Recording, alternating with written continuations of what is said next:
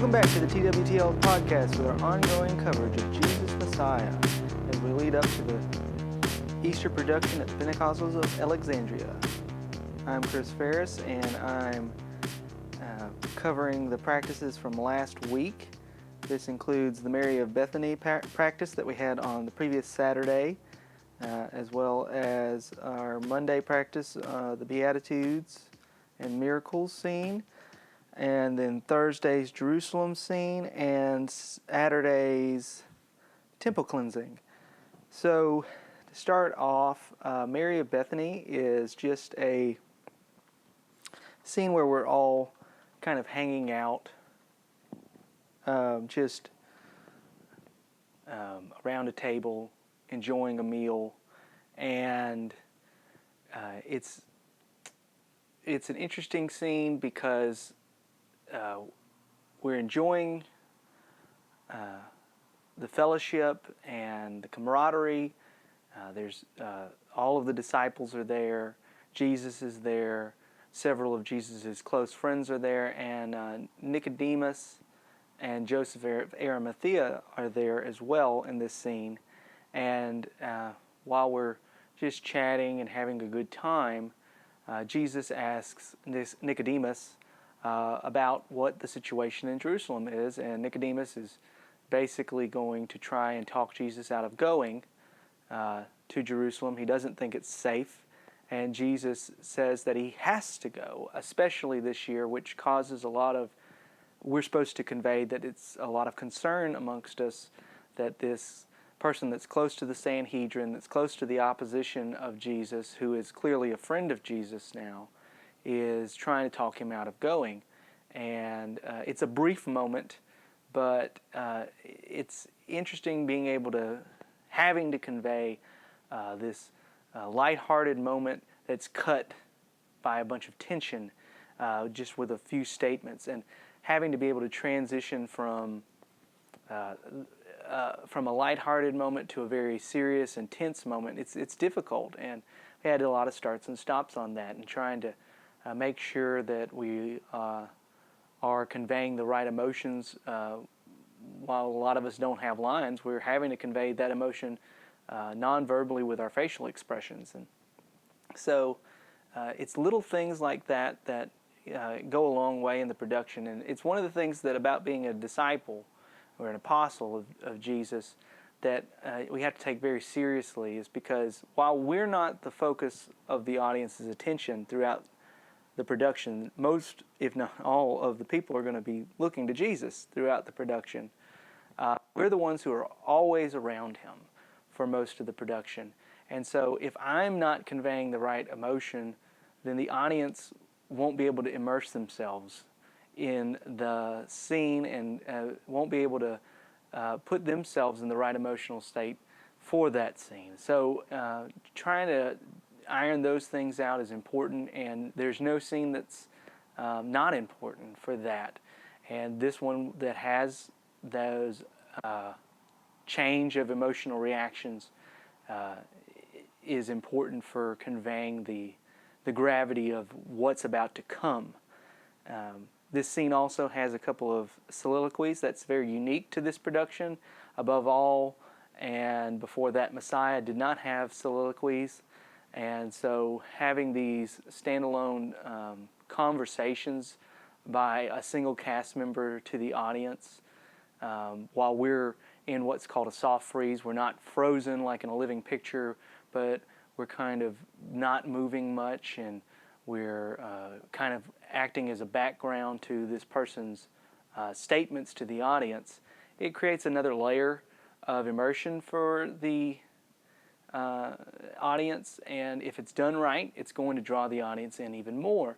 If it's not done correctly, it'll take the audience out of it. So trying to iron those things out, it's important. And just when does the soliloquy start, and how is the soliloquy delivered, and what we're doing while the soliloquy is happening is very important to deliver to the gravity of those lines. And there's a couple of soliloquies that will happen in this scene, and so there's a lot of things going on in what's could very well be seen as an inconsequential scene for the most part.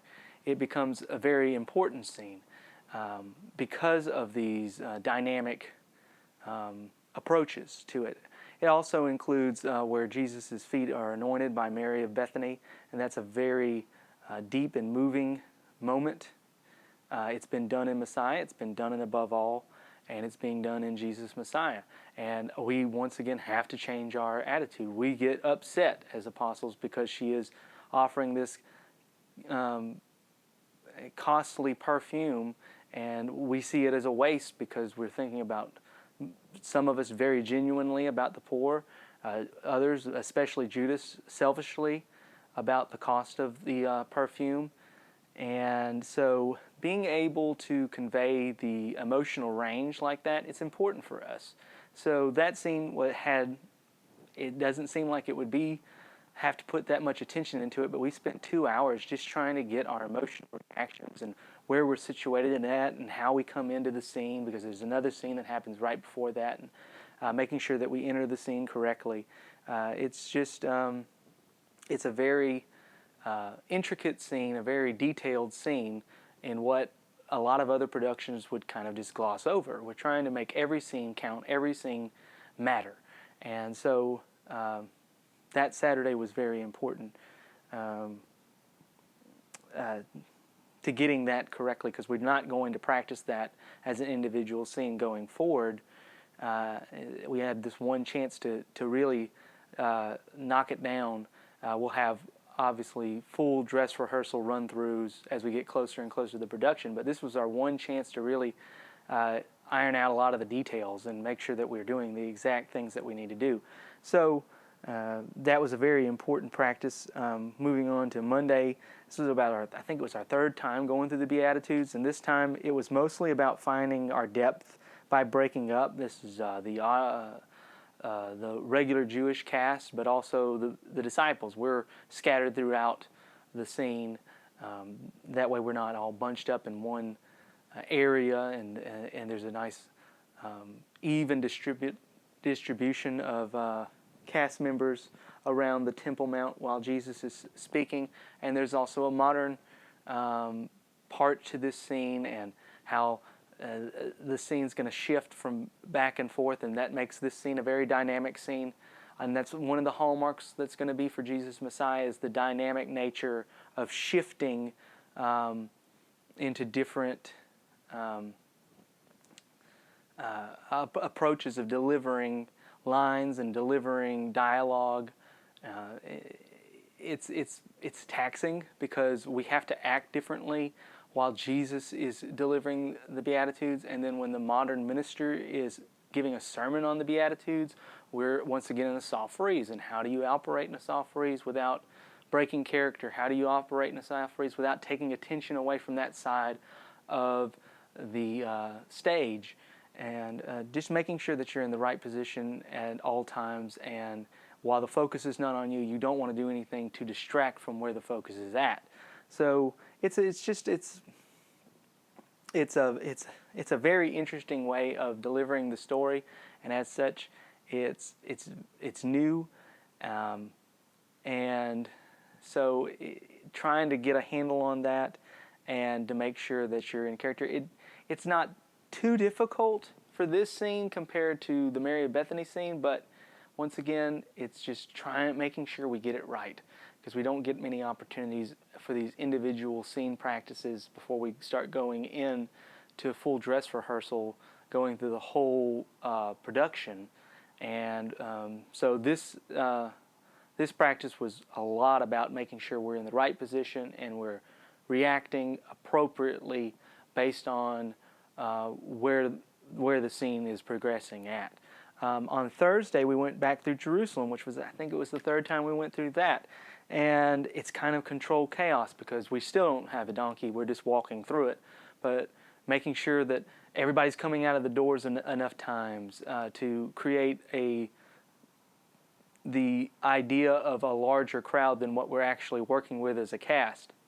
Trying to double and triple the number of people in the scene just by people running in and running out, running in and running out.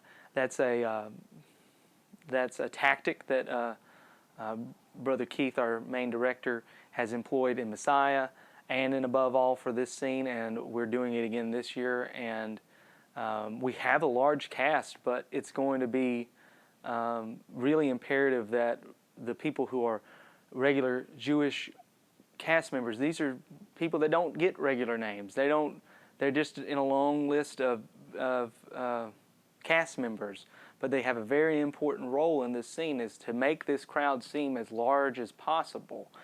And so that scene requires a lot of starts and stops just to make sure that everybody's doing their job.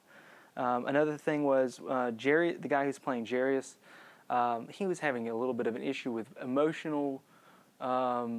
conveying his emotions in the scene, and so Brother Keith asked me personally to get alone with him and talk with him, as Jarius' daughter is dying at this point in the in the production. She's not dead yet, but he knows that all hope is pretty much lost unless Jesus gets to her in time. And so Brother Keith asked me, I have a 6-year-old daughter, and to try and convey that emotional response that's necessary and how to deliver that. And while my daughter has never been near death's doorstep, I have a connection with my daughter emotionally, and I can put myself in the place of what would happen if my child was sick and how I would react, because my child has been sick, not deathly sick, but sick, and the love that a father has for his daughter, and trying to convey that. So I spent some time in between run-throughs of this scene with him, just talking about how to deliver the lines, the cadence that you would deliver the lines with, how to break your voice, how to convey that you're heartbroken in a very real way. And he's doing a great job. But being able to pull him aside and talk with him, I was able to get a sense of where he's at with this character, and being able to help him with that. That would really help me, and that Brother Keith trusted me with him to do that. I did that during the practice and right after. I was just talking with him through it, and that's how much this cast works with each other and how much we trust each other. I'm not the only cast member that's been asked to help another cast member with their lines or with their direction and everything. We're all a team, and we're all a unit, and we're all working together, and we're trying to deliver the best and most accurate production that we can in terms of how we deliver our lines and how we deliver our actions, so that the audience can really become a part of the scene and really relate to what's going on here. And so I worked with him on that, and I delivered the lines, and he can't just be me delivering the lines. He has to do it on his own, and he has to do it with his own perspective. But being able to get him alone and talk him through it, he kind of came through and broke through on that. So that was a really cool thing to see, is watching somebody develop in real time their character and to be a part of that, even though I'm not going to be that character, and even though that's not going to be something that's going to be said or anything in any post-production meetings or anything like that. It's what we do as a cast to work together, because if he does his job, I can do my job. And our job is about delivering the message and the gospel of Jesus Christ in a very real way. And that Brother Keith trusted me, but also this guy who's playing Jerry has trusted me to help him with his character. Shows that unity that we have as a group. We're not professional actors. We're just regular people trying to convey something that we believe in, something that we know is true, which is the life and the ministry of Jesus Christ, in a very real and a very true manner, and that we all have a unified purpose and that we're all working together. That was just that's just a highlight I wanted to share with y'all about this. And of course, the stage is a lot more developed since the last time now we're finding where we need to be newly placed in correlation to the scene, and how we now know where the donkey's going to go out of the scene, and we know where we're going to need to be at on the stage during certain elements of the scene that we didn't know before. So it's nice to see this scene get the meat put on the bones now. We were working with the bare bones idea of it in the first practice, and now it's gotten more fleshed out. And so that's been really rewarding to see it fleshed out as we go along, and it's going to get more and more and more fleshed out as we get closer and closer to the actual performances.